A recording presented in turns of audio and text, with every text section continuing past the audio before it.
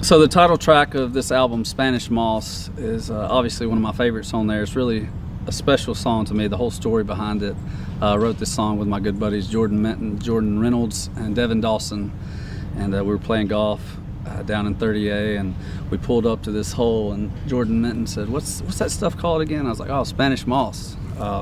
My dad loved the coast near Savannah, and I was born in Savannah, so spent some time there, and just every time I see it, I'll never forget a story. One of the last times I was with him around the holidays, I left the coast to go back to the other side of the state for Christmas with my mom, and I got there, and I got out of my truck, and I looked back to lock it, and there was some Spanish moss hanging out of the gas tank.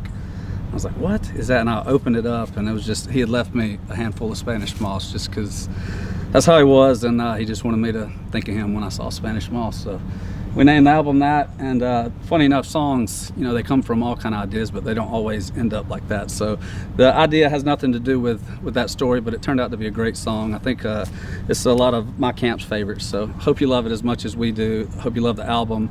This whole setting out here, we just wrapped up a shoot, and it is everything I imagined Spanish Moss to be.